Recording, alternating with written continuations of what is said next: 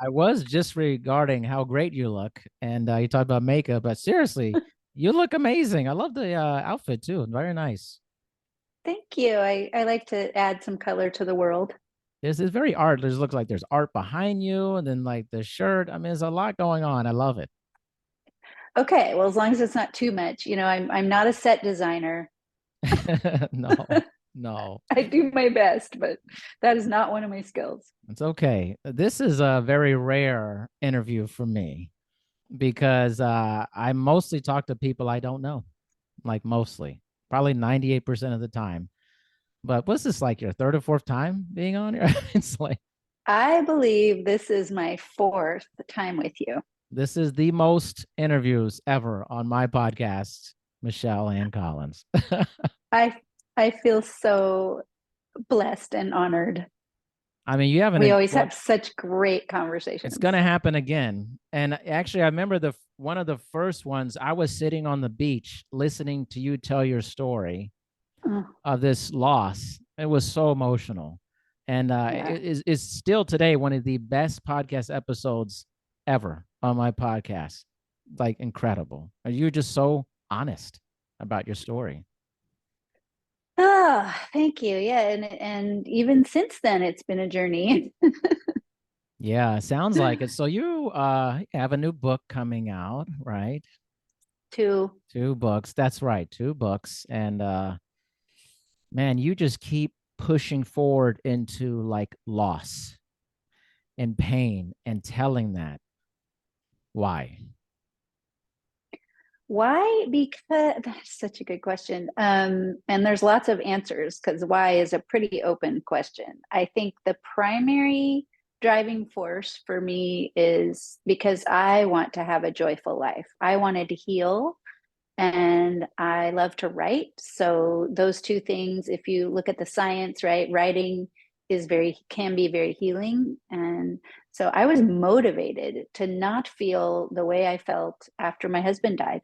I just didn't want to feel terrible for the rest of my life. And when you have a loss like that, you feel like you're going to feel terrible for the rest of your life. So that was the primary driving force. And then the also primary driving force is once I realized that my skills and knowledge and experience, sadly, um, could help others, which wasn't too long after Glenn died, my husband died. It gave me purpose, and purpose or finding meaning in your life is one of the you know most important things that we can do to live a fulfilling life. So those two things together are my driving force. Well, let's we're gonna do this again. We're gonna drop into this. How is this your how has this created conflict in your life?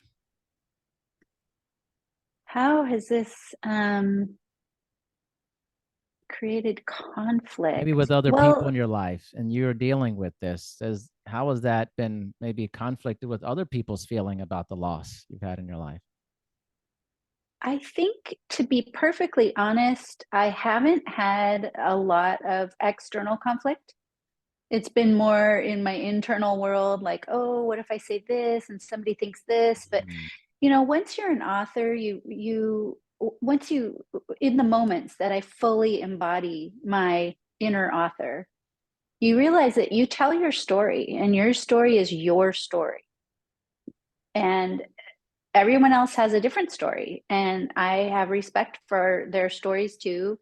You can put two people in a room and have them watch the same movie, and they will have two completely different experiences because they came into that room as two different people. They came into the experience with all of their history, all of their beliefs, all of their internal biases, right? And so when you come out with two completely different experiences, even though they were exposed to the same stimulus, the same movie. So I understand from doing research and living on the planet that there may have been people around me at the same time, people who were friends with Glenn, who are still, in memorial for him, mourning for him, who have a completely different point of view than what I do. But I respect and uh, embody my story. I live my history. And so I can't, so there really isn't any conflict. If someone reads these books or any of my previous books and says, that's not how it happened, I realize that that's not how it happened for them. But my memory and experience is just as valid as theirs. And I'm happy to not have conflict, but have a discussion or whatever it takes. And I do hope, because I still have, sadly, so many estrangements in my life from the experience of losing Glenn, of being married to Glenn first, and then losing him to suicide, that if anybody that wanted to come and have a conversation with me about the things I've written or the things I've done before and after he died, I am open to it. I will greet them with an open heart, and as long as they're not abusive, I do have boundaries. Yeah, I would love to share and remember Glenn together rather Yeah. than apart. How do you view his death from when we talked about it a couple years ago, several years ago versus now? Yeah, I wanted to actually congratulate you. I think you're going close to your 5-year anniversary, right, Yeah, of having this exactly. podcast. Yeah, yeah. Oh, because I was counting back the first time I was on it. I was one of your first guests, and You that was were. 2018. Yeah. Yeah, amazing. We've been together a long I time. know. That's why I said this is rare. Like this is not a normal thing. Like I'm like, hey, new person, new person. I'm like, whoa, this is a I don't do this often. Well, I'm glad I'm interesting enough to you to have me back, even though I'm not new, but I No, always it's have you're great. something new to talk about. So, Well, and people may not know this. Like I keep up with Michelle. It's not like I'm like, hey, you want to be on my podcast? Like we have a connection. We text back and forth, and I try to do that with everybody. But it's not like, hey, I haven't seen you all this time. Like and talk to you all this time. It's like there's a connection with that. But I just have such vivid memories of that conversation, and that was when I didn't have my podcast on video. It was just audio, and yeah, it I was intense. appreciated that. Yeah, it was intense. Like hearing it, so intense. I was still deep in grief and deep in, what I now refer to as the grief cave. Mm. Just figuring out where I was, what's my life like now, and I was 2 years out from losing Glenn at that time. Uh, and now, to answer the question, the changes are because I have done a lot of work, both studying grief, and I got a certification in grief education, which really was incredibly healing for me. I was able to. When I talked to you the first time, I was still deep in shame and guilt around Glenn's death, even though I could say, oh, yeah, it wasn't my fault. I didn't feel that way. I still felt greatly at fault and very guilty, as a lot of suicide loss survivors do. Um, and so once I went into, of course, being further along in time, we're almost at the 7-year mark now from Glenn's death. Being further along in time does help, but also, I have brought meditation and mindfulness more and more into my life. And I know I've talked about that over the years with you. And that has helped so much. And just learning from the great philosophical teachers, learning from people like Viktor Frankl, who was in a concentration camp during the Holocaust, and Thich Nhat Hanh, who's a famous monk that we just lost, a Buddhist monk, and studying people who have suffered and how they have navigated their suffering, and also studying the phenomenon of grief and how we grieve has helped me so much. And one of my mentors, David Kessler, who does the grief educator training, he really sort of filled in that final piece for me. And he says that you have gone a great deal on your journey. Of course, the journey to healing never ends. Spoiler alert, sorry about that.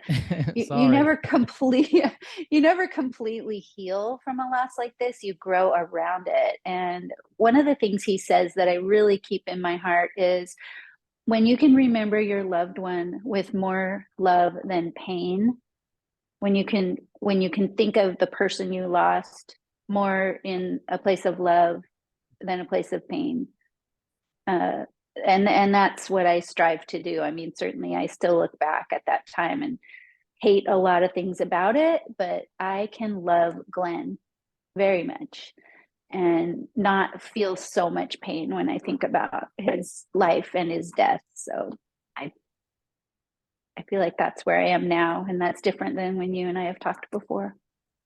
I sense it. I definitely sense it. Like that was such a raw conversation. Like you were like telling the story and it was just so emotional. Like you were very emotional telling it, but I felt like it was so healing and people would tell me about it. They're like, I can't believe she's talking about this. And like it's so like this is part of the step, one step in healing for that. When I think about this and I think about death, do you think people struggle with death because they're just not discussing it, or maybe they haven't been close to it? Is what is this thing about us and kind of like trying to push this out of our life versus facing it? I think it's part of Western culture. I really do, because when you study Eastern cultures, they have very and this is of course a gross Mm-hmm. generalization. I understand that, but if you in your culture have death integrated as part of life, then when someone dies, sure, you're still going to go through a grieving process, but you're going to go through it. There's a process for it. For example, and I talk about this in my book, in Judaism, uh, which I was raised Jewish, I still practice Judaism.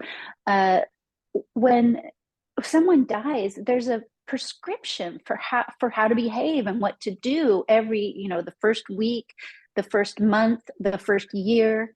And it's so helpful because it involves the community. You have a group around you at these specific times, and you're allowed to just completely fall apart that first week. Everyone is to take care of you and visit you and feed you. And then the first month, you are witnessed every week in synagogue as a griever, and every month following that until the first year ends. And it is part of the community. You're part of it's just part of the rituals that you do. And every single Jewish service includes a remembrance of those we've lost to death. And I know that other cultures have their own process, but I think if you're not part of specifically anything other than sort of the general American culture, you have no guidance. You don't know how to grieve. And I have to say, over the last, several years since I've been since I've known you, and even before that, social media has done an amazing job of educating. I mean, there's a hospice nurse on social media who has a big following who talks about the moment of death. If I had seen her podcast before, or her post before my mom died, it would have saved me from so much suffering, because I thought everything that was happening was just wrong and horrible, and it wasn't. It was just death. So once we realize death is a natural process, and I think everyone kind of knows in the back of their mind that none of us are getting out of here alive. But if you talk about it and you plan for it, and you prepare, and you prepare your loved ones, and it's part of your conversation. It doesn't have to be a daily conversation, but Sure. when it happens, and it does happen to everyone, uh, then there's not all that shame and disorientation and I don't know what to do now that so and so died. Certainly sudden deaths are different than Yeah. a long illness, or a death of in old age or whatever. But we just need to talk about it more. And there are a number of podcasts I've been on that deal with grief specifically. Like there's a group I'm part of called the Widow Squad, and we all have that in common. So it's getting better, but I think we just need to stop thinking of death as this horrible, awful, thing we need to not talk about and fight against. And you know live as long and healthy life as you can, but it happens to everyone. So why, why are we not talking about it? Why is it not something that we can just, why do we have to shroud it like it's this evil thing when, Yeah. it's sad? Sure, be sad when you lose someone, but that doesn't mean it's bad or wrong. Yeah. Everybody dies. Everybody dies. I Everybody. am reminded of this on a daily basis because I remind myself and I talk to different people. I just talked to a hospice nurse who is in the psychedelic field as well. Lou Lucas, that was an awesome conversation, man. But I feel like you hit the nail on the head. If you're not part of, let's say, a community that really breaks it down, you're just kind of like withering in the wind about it. And then it feels shocking. Like it feels Mm-hmm. shocking that someone actually doesn't exist anymore in this form. And that's like anything. If you don't have guidance on a lot of things in life, you're just going to make up your own guidance. And usually it's not that good. It's not great. And right. It's Well, not and good. there's so much out there. There's so much, especially with social media, but there's so many books out Yeah. there, how to grieve. You don't have to be alone. There's groups like, David Kessler has a group that he started during COVID for, it's a community grieving group. And I volunteer now as a group moderator for those groups. And it's wonderful because you realize you're not alone and Yeah. you get guidance what to do. Because when you don't What know to what to do. do, and the thing is, the people around you, this is something that I talk about a lot, and it's just so heartbreaking. And this is actually the reason why I wrote two books instead of one, and that is the people that you normally lean on, like, hey, can you pick up the whatever, hey, this broke, can you come help me fix it? They don't want to grieve with you because grieving is really uncomfortable. Even if they knew the person that you lost, it is really hard to sit with someone in grief. People want to go back to their lives. And if you have a big loss, like losing your husband or losing your mom, which I have gone through both, you you never go back to any life. You have to create a new life. And the people around you want the old Michelle back. They want the old Yeah. Darian back. And you're not going to be the old Darian or the old Michelle. And a lot of times people can't hang. They just Yeah. cannot hang in there until you recreate yourself with become, integrating your loss and becoming the person you are now with that loss. And so that's why I wrote the second book, was to try to educate people to how to be with grief, how to be around someone who's grieving. This is what happens when we talk. These things happen. Let's just get down to it. I think this has to be discussed. Are you saying we haven't gotten down to Well, it I don't think we've already? gotten to this part. I don't think we've gotten to Okay. this. There is a basic primal need to stay alive. Even if your life is shit, people want to stay, they want to still be alive, right? Why? Why do people cling on to life so hard?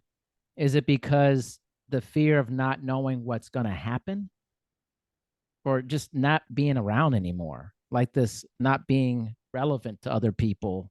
Like, what is that? Oh my gosh, you ask the most amazing questions. Uh, oh, I think our most basic wiring is for survival. The most basic instincts we have, because otherwise we wouldn't be here, right? The some other form of being would be here, and humans would not have made it this far. Um, it is our basic innate wiring. And then, of course, it goes on. Now that we have higher thinking brains, we can think about it and do things like avoid unsafe environments and, put a safety lock on your door or whatever. But, things like when you touch a hot stove and your hand jumps back, or when you're about to step out into the street and you jump back to the curb because a car's coming before you even thought about it. It is our absolutely basic instinct to survive. And what's beyond? Yes, totally, most definitely. Beyond that, is there anything else beyond that? That why is it just a basic instinct, or is there something deeper about the fear of death and discussing it and talking to people about it?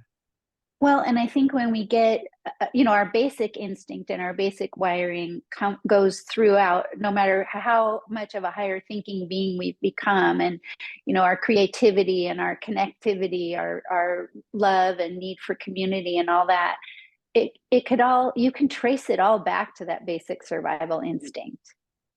Yeah, And so it's really uncomfortable to talk about death because if you can, most of us stay in a lot of our basic thinking, yeah, unfortunately, which it's is true. why there's Yeah, so much conflict and difficulty in the world, is because not everyone practices higher forms of communication or thinking or acting. So I think that people automatically have aversion to anything that's uncomfortable. So you want to talk about death? Sure. Now I'm in fear. I don't want to have this conversation. Let's go play a video game. Where we can die, but just but I'll be turn back. it on Yeah, and yeah. right. Yeah, I think it's just gosh, there's so many ways I could go right now with different Yes, there philosophical is. teachings. I'm going to stick with yoga philosophy because I know it's yoga month. It's Um, definitely one yoga of month. one of the basic yoga philosophies talks about the kleshas, which are the ways that, well, to simplify, wrong thinking, things that cause our suffering. And one of them is fear of death or clinging to life. Uh, and that's a basic yoga philosophy from thousands of years ago. There's five kleshas, but I'm not going to go into yoga philosophy education in this podcast. But just to say that fear of death is an illusion that we all live with. It keeps us from seeing and living life completely, fully, open, with an open heart and an open mind. Fear of death is a contraction. And according to the kleshas of yoga philosophy, it is an illusion. There's also kleshas in Buddhism. And again, but just in case someone's listening and you're like, wait, that's not, the kleshas are multicultural. Um, but fear of death is actually considered wrong thinking. Mm, And it can only cause suffering. Isn't that interesting. interesting? That is very interesting. Let's flip this around. I got into a really interesting conversation about the opposite, which is the hope for immortality through Mm. science. Would humans actually benefit from this version of longevity, or is dying actually important for people? Oh my You know how this God. goes. This is gonna be I know. Love that question. And I'm going to answer it. Basically, I think that in order to answer that question, you have to have a belief system. mm, And your belief system, is it science based and that's it? Is it just what can be proven with a double blind, study? Or do you have faith in a higher power? Do you have a belief in the afterlife? All of those things have to come into it. And these beliefs for me were never really solid, and I'm still open and learning, and I plan to be forever. Um, but until Glenn died, I did not really study or think a lot about the afterlife. I had some what I call spiritual experiences with things that I'm interacting with that are beyond the five senses.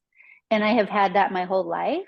Some people would say that I'm an intuitive or clairvoyant or whatever. I see dead. No, just right, kidding. right. But I, so I struggled so much with all of this after Glenn died that I really, I talked to mediums, Mm-hmm. and I read books about near death experiences and afterlife reincarnation. There are studies of thousands of children who come back saying, oh, I was so and so and I died in the 1920s and now I'm back. And just to try to figure out what resonates with me. And so that's what I did. And I think if you're going to believe in immortality, or strive for immortality, you're talking about just in this physical body lasting a long, long time.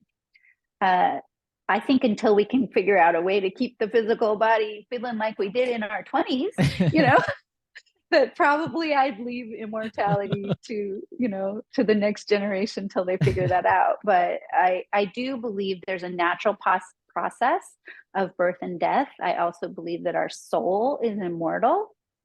And I believe, and I think I have said this on your podcast before, that we are in Earth school, that each life we live, and I do believe in multiple lives, we come back, we're born again, we forget all of our previous lives because we're here for a reason. We're here for a lesson. And all of the people in our lives are bringing us a lesson. They might be bringing, chocolate and love and other great things, but that each person we interact with allows us a learning opportunity and a growth opportunity. And if we were immortal, I'm just not sure I think it's like going to sleep at night, or like the trees losing their leaves in the fall. I think we need to go and then come back. I think we're part of nature. Yes. And death is natural. So I don't know. I'm good with the cycle, with life cycles. And I don't think we need immortality. But like I said, if you could have me just be myself now and the body I had when I was 20 and I felt good physically all the time, then I think about it. That was a very honest answer. That was like, because there was so much depth to that answer. And then there was the aesthetic kind of more like, oh, this is a little bit of a shallow answer and I'm going to own it. I'm like, because I think a lot of people would have if you're honest, you probably feel like that. Yeah, I mean, as you age, and I know you're not in your 20s anymore either. I mean, I remember when my body felt its best. And, I'm in my mid 50s now. Which is, by the way, mind blowing, because I want to encourage everybody. You haven't seen Michelle on my podcast before. I think this is like the first time to really see her. You're going to be blown away. This is not a person stereotypically who is in their mid 50s looking. You look ageless to me. I mean, you look amazing. You really do. Thank Seriously. you. You got to tell people when they're doing good stuff, man. I appreciate it very much. It's partly living well and partly I won the genetic lottery. I mean, my mom died from leukemia, but when she was in her 60s, she looked 15, 20 years younger than she was. My dad is 88 and still playing tennis and riding his bike to aqua aerobics. And I mean, if you met him, you would think he couldn't be in his 80s. Yeah. He looks better than most people in their 70s. Incredible. So part of it's just luck. I just happened to luck into the family of, youthful genes. Yeah. Well, you do a lot of very positive things, in your life. I mean, I eat clean, I do yoga, I meditate, I get outside in nature and walk and hike. And I mean, I definitely try to take as good care as I can of this vessel, but some of it's just luck too. But I work hard on you're putting in the work. We're going to celebrate that. We're putting in the work. I mean, listen, I'm 44 and I remember when I was like in my 20s and I saw people who were 55. Honestly, they didn't look like you.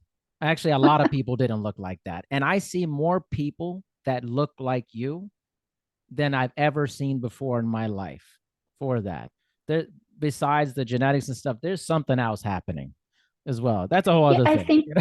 I think there's awareness and there's opportunity to eat. You have to be really careful of what you eat, but there's the knowledge out there. Yes. Of this is not going to help you feel good into old age if you eat this way. Yeah. Most definitely. The immortality talk was interesting. I was talking to a lady who was a startup of basically a healthcare company, Estelle Gerard. She was on the podcast. great conversation. We talked a lot about immortality, and then we were offline the other day talking about it. And I said, I don't think it's a good idea, honestly. The longevity discussions, I'm just not sure. I'm like, man, there are people who struggle to exist in this length of life. And that's actually a lot of people. I'm not sure they would be more productive with more time. Humans are procrastination machines, man. It's like, you think somebody's living 500 years, they're going to accomplish all this stuff? A few people will. A few people will. A lot of people, it may be just total drudgery. And actually, I told her, I said, I think actually there would be a lot more suicide with immortality. Like people would be like, I'm done. Like this, I'm not getting anything done. I wasn't doing that when it was 80 years. I'm not going to do it in 160 either. It's like, I think there'd be consequences that we're not thinking. We think that people will be happier if they had it like forever. But death pushes us to do things usually. Like, you mean everybody knows it's over at some point. And a lot of times that's the underlying current that pushes you to move forward in things, even though you don't talk about it. I think, but if you take that away, you may be like, well, I'll get to that next century. You just be like, Right. It would maybe in be like 300 years. procrastination, Yeah. procrastination on steroids. I've got Right. nothing but time. I'll get to that. Maybe I'll get married in 400 years. Like when I'm ready for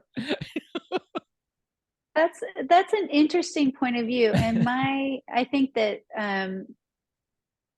I would, I'm sure there would be a lot of people that were just like, I'm going to binge watch every show that's ever been made, Imagine and that. they wouldn't write, they wouldn't teach it. Hopefully they would read every book that's ever been written. I would like to do that because that's something I run out of time for reading. Um, but if, I would hope that if somebody had unlimited time, they would learn their place as far as the purpose of their embodiment at this time. Why is their soul here in a body at this time or for all this time? Yeah. Because, we haven't had immortality before, so it would be a new thing. What can I do to improve the planet? What can I Yeah. do to improve other people's lives? I would hope that that everyone that had the opportunity for immortality would come to that realization that they're here for a purpose and that purpose is to improve the world somehow. Yeah.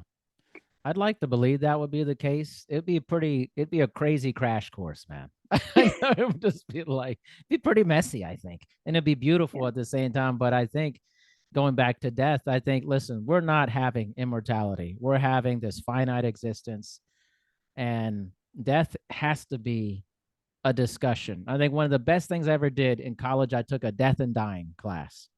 Mm. And I regularly was around people who were at the end of their life. It was mandatory to go to nursing homes and different places, like to see end of life and experience that. And I was like, that's going to be me one day.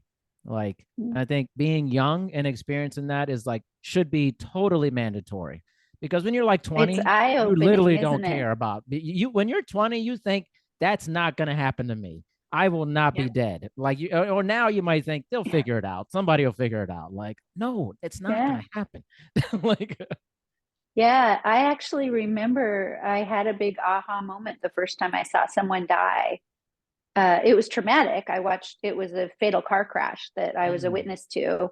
And it was such a bad car crash that mm, I knew the moment I witnessed it that the person in the car was not alive because there would have been no surviving it. It was a really bad car crash. And it turns out it was, I didn't know at the time that I witnessed the crash, but it was someone who was in my brother's high school graduation class. So it was somebody close to my age.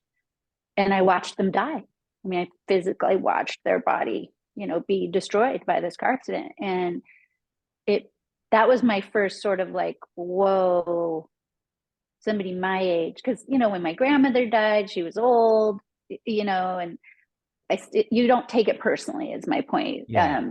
At that time when my grandmother died, I was 6. So I still didn't bring death home, didn't bring death to me. But watching that car crash, I definitely was like, it was eye opening. And I started thinking about death a lot. And the ironically, when I saw that car crash, we were on our way downtown to the lawyer's office to listen to the reading of my grandfather's will. He had Wow. just died. So yeah, it was just a, but it did. It got me started, starting to think people my age can die. Yeah. I mean, it happens all the time, actually. I mean, like you're It in your does. Well, own and that was bubble, before you know? school shootings and everything. I mean, Right. now it's like in the news every day there's young people dying from violent crime. That Right. never used to be in the news. Right. You know what's crazy is that right now we're talking, someone's dying right now, like all the time across the planet, every second, every hour. Think about this. Like, but we try to create this cover over our head and be like, not gonna be me. It's like, but it's happening. It Right. is the reality of living and dying is literally part of our existence constantly. So I know this is like a really heightened, like if it, for your listeners who are listening right now, they're going to be, I'm going to die. So I want to invite a deep breath, first of all. We're all safe right now. And what can you do, right? That's the next thing. When you get activated, upset, you're like, what do I do? What do I do? Well, don't turn off the podcast. Right. Don't go, this is what getting crazy. Right. What you can do is take this information that you're being given and act on it in that you're making a plan. We all put off writing our wills. We all put off talking about, when I die, I would like this to happen to my remains.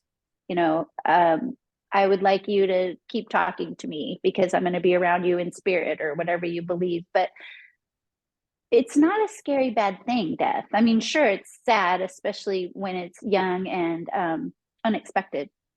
But if you plan for your death and you are able to realize it's going to happen and accept that, then not only will you have an easier time with your transition, but the people you leave behind will as well.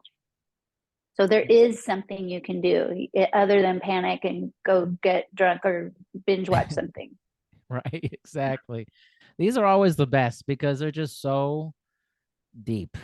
They're just so honest.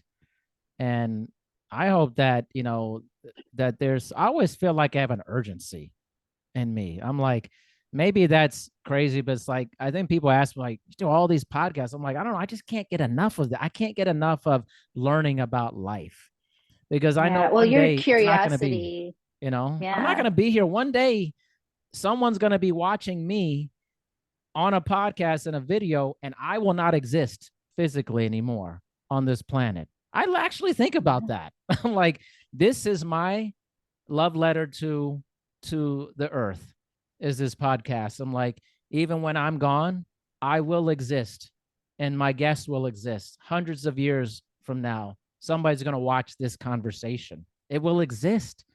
Like, Yeah. we got to make it Yeah. count, you know? I love that. Yeah. I hadn't thought about that, but you're right. And in your, you're almost 500 podcasts now. Yeah. What Yeah. number are we on? It's, Well, I think, I'd label them like the numbers, but then there's the other ones when I do series and stuff. So total, it's like 548 or something like that. It's a lot. wow. It's a lot. Wow. So I wonder if you go back out of those 548, has anyone died? Have any of your guests died yet? Not that I know of, but it's a statistical probability, Hmm. and it's gonna happen. Like it's Hmm. going to happen. Yeah. It's what's gonna happen. Nothing's happened that I know of, but that's also when I reached out to every single person as much as possible, and it's a lot of people. And sometimes people get back to you and you're like, everything's amazing. And sometimes when people return that message, everything's horrible. And then the next time, everything's good or I'm okay. Like I had a guy today, he's like, I'm just doing okay.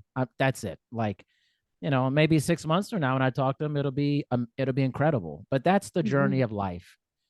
And much like you with when it was so raw talking about Glenn 5 years ago, and now there's a different you have a different way about you in Yeah. this, and it's beautiful to see.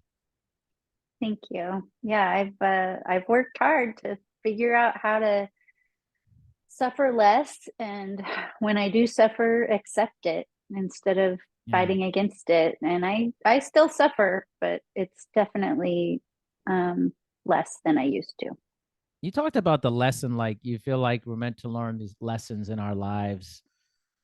What's been the overarching lesson for you that you've experienced in these 55 years of life so far?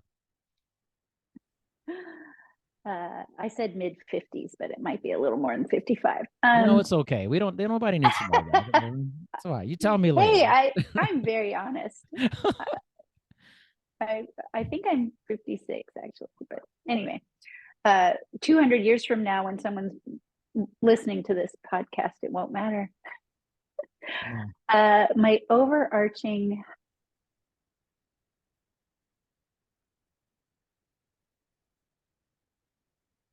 I think, oh, it's so hard to just pick one. I'm going to say we are too hard on ourselves.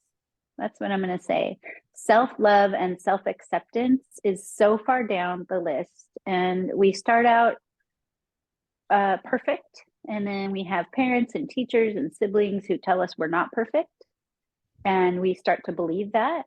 And our self esteem stumbles.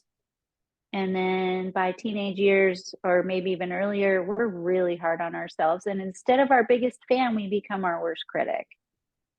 And sometimes having a little bit of that can motivate us to be better.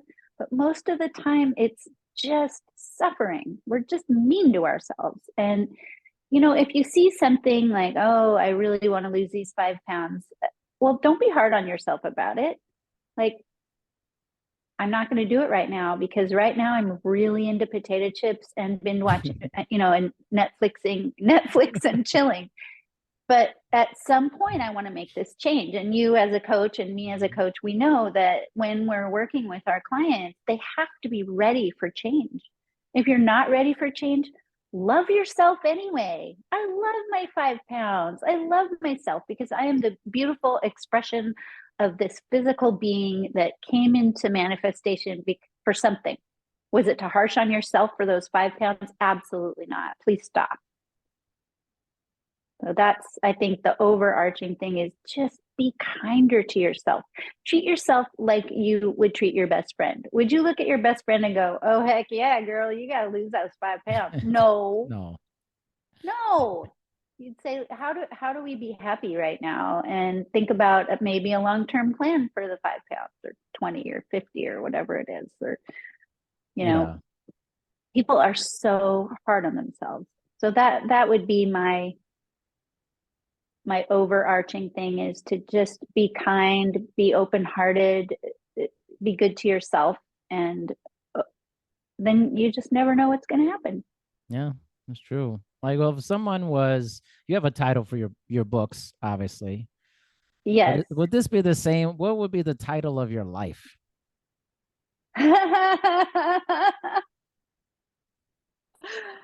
Oh, Lord.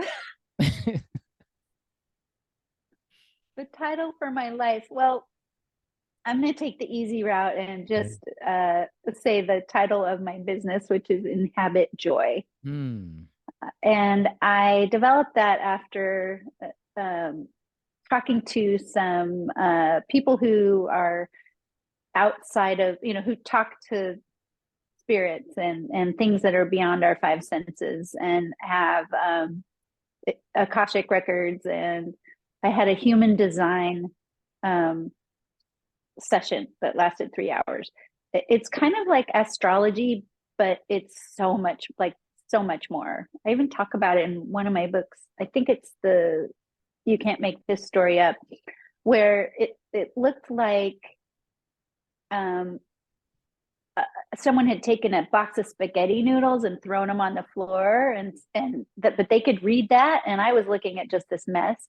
And basically what they told me was, and this is what I took to heart, that I am here on this planet to inhabit and demonstrate joy. So to let people know by how I live my life and by my teachings that joy is our birthright, that we are here to experience the beauty of life, the beauty of the world, the beauty of love, and the beauty of death, the beauty of the falling leaves, the beauty of the destruction, the beauty in all of it, and find joy anyway. I love So it. It's beautiful. You're that's the like, I'm gonna do title the of my easy life. part here. I'm gonna take the easy one. Because my business is already called Inhabit Joy. So I mean, it's a good question for anyone. I think it's like, yeah, what's the title of your life? Like, what has been your journey? I mean, I love that. I am so going to use that in workshops and going forward with clients. I love it. That's a great question. I think anything where like, as you know, I mean, I don't plan any of this stuff. I literally just listen and then comes to me. But there's nothing better than when you ask somebody something and they look away and then they pause. And that's when they haven't thought about this. Like these new thoughts that start percolating in your brain, you're like, wait a minute, doesn't compute. What? Like, okay, I got to think Right. about this. Thinking should be amazing. Like about things that Right. are not Right. coming in your mind regularly that stop Right. It's people. not practiced. It's not rehearsed. It's not pre-thought. Yes. I think that what you're getting to there is the actual creative process. Yes. And for me, it's the deep breath and just the open. I open to what's next. I don't take credit for anything I've written. I don't take credit for what I'm saying. I give credit to my higher self or God or the universe or spirit, um, soul, whatever you want to call it. But I just feel like I'm a conduit for the message that is trying to get into the physical world from the non-physical world. I feel like we all are, not like I'm some special conduit. And that's our purpose. That's our life, our the meaning of our embodying, our manifesting into these bodies right now. Yeah. And so that's, in my opinion, that's the pause. That's the look. That's the okay, what's going to come through. Yes. Yeah. And that's like a special moment to me because I know at that point I'm getting the I'm getting something very different from this person that maybe they haven't given to anyone else. Mm-hmm. And there's something amazing about that. You're Like, genius at that. You are oh, so thank good you. at that. That's yeah, I love that about your work. Interesting. Thank you so much. I think the title of my life would be The Enlightened Degenerate. I I love to love party and have a that. good time and whip it up, but I also like want to be like I strive to have incredible enlightened and be like very understanding and creative and stuff. But there's this other primal side of me that just loves to party and hang out and stuff. It's like, Yeah. take some shots, hang out, it's just like do some stuff. But there's like this, but mostly I want to be more enlightened. So it's like this weird dichotomy that I just completely own, man. I'm totally into it. Like, That's perfect. I actually, before the Glenn period in my life, I had a series of books that I was writing, which I may go back to at some yeah. point. But it was, one of the titles was I walked the path to enlightenment in designer heels. I love that. Yeah, it's a good title. I like that. That's really good. That's just great. That's how. You're just great. I mean, you're just great. One of the things I really strive to do at this point in my life that I feel like I'm just adding on more armor to my hopefully more enlightenedness is just like to give people praise and to tell them how good they are. You are good, Michelle. You are an incredible person. You're a wonderful human. You are inhabiting joy. You're giving joy to a lot of people and you're teaching people how to deal with something that's incredibly difficult. You are joy. Thank you for who you are. I appreciate you. Thank you so much. I'll just take that in. I appreciate it.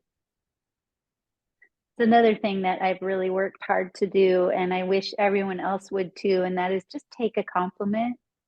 A compliment is a gift that someone is giving you. And your inner critic does not have to be involved in receiving compliments. Just tell your inner critic to talk to the hand, right? Because at this moment, someone is praising something about you that is bringing them joy or happiness or love or whatever. And don't belittle that. Don't Don't, belittle it. accepting praise is just the same as allowing someone to give you a gift. You're not going to refuse a gift unless you're kind of a butthead. Exactly. Yeah, that's amazing. Man, I'm so happy we know each other. And again, this is a pretty rare occurrence on my podcast to have someone from the beginning of this journey I've taken to be back. And Michelle, you're welcome back anytime. Anytime. Yes, thank you. I Obviously. love witnessing both of our growth over the Yeah. last 5 years. It's really beautiful. Yeah, And it's thank you. incredible. Please tell everyone about your two books, when it's going to be out, how people can get those things, connect with you. Okay, sure. Thank you.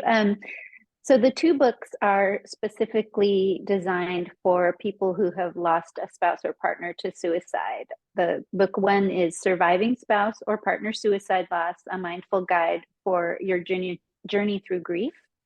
And it is for people like me who have lost a partner to suicide.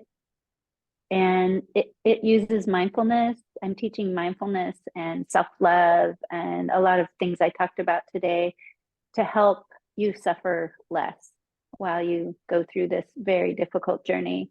And then the second book I wrote to accompany the first book, but they're for separate people. The second book is Supporting a Survivor of Spouse or Partner Suicide Loss, a mindful guide for co-journeying through grief. So this is to help people because like we talked about today, it's you don't know what to do when your best friend's partner died by suicide. You have no idea. And so much of the suffering I went through after I lost Glenn was not just grieving him and the horror and trauma of the loss, but it was all the things people were saying that were just awful. And they're trying, I believe they're good hearted and trying their best, but everyone's suffering and nobody knows what to do. So the second book is the goal is to educate how do we sit with someone in this type of trauma, grief, and loss. Incredible. I assume people can get it Amazon, different places, things Yes, like that. they both release on January 26th, 2023. So they might already be out. I don't know when the Mm-hmm. podcast is airing. And yeah, Amazon. My publisher is Saved by Story, which I love that. Saved by Love it. Story .house, and I'm sure in the show notes all the links will be Oh in yeah. there. Yeah, go to my Amazon author page, and all of my books are there, and that way you can find all of them at once instead of trying to. And especially when it's newly released, sometimes it's pretty hard to find a book on there if you're not Prince Harry or something. For sure. Well, this is going to be awesome. This is well, it's coming out tomorrow, this episode. Fast tracking Oh, this okay. thing hard. Wow. But the other Oh, beautiful things, Michelle is part of a new batch of people who are going to be, my episodes are going to be now on the Fathom app. Highly recommend it. It's the future of listening to podcasts. It creates chapters for all of your episodes. So maybe you don't want to hear this huge talk about dying in the one part of it. It basically, you can skip to any part of our conversation you want just by clicking on it, and to hear whatever you like to hear about our conversations or any of the conversations I have with people. But what's most important is that we got to spend the time together, and we infused some, I think, really important conversations that need to be talked about. So, Michelle, until the next time. thank you so much, Darian. It's always great to spend time with you. Thank you.